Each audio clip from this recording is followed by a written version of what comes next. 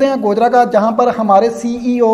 जुल्फकार अली सुबह की रिपोर्ट के मुताबिक सीआईए टोबा टेक सिंह ने गोजरा में नजायज असला की नुमाइश पर डीपीओ टोबा टेक सिंह के नोटिस पर नजायज असला रखने वाले मुलजमान को गिरफ्तार कर लिया और मुकदमा दर्ज कर लिया। शहर और गिरदोनवा में नौजवानों में नजायज असला रखने के बढ़ते हुए रुझान के तदारक और सोशल मीडिया पर नजायज असला की नुमाइश करने वालों के खिलाफ सख्त नोटिस लेते हुए सीआईए टोबा को ऐसे मुलजमान को ट्रेस करके गिरफ्तार करने का टास्क दिया, जिस पर इंचार्ज सीआईए टोबा इंस्पेक्टर फरियाद हुसैन अपनी टीम के इमरान गफूर एएसआई इंचार्ज चौकी निशाताबाद थाना सिटी गोजरा की टीम के साथ मिलकर मुलजमान काशिम महमूद, अवैस अहमद, मोहम्मद अदील, नासिर मजीद और अबूतर को गिरफ्तार करके नजायज असला बरामद कर लिया है। District police officer Toba taxi ने कार्रवाई करने वाले पुलिस टीम को शाबाश दी है।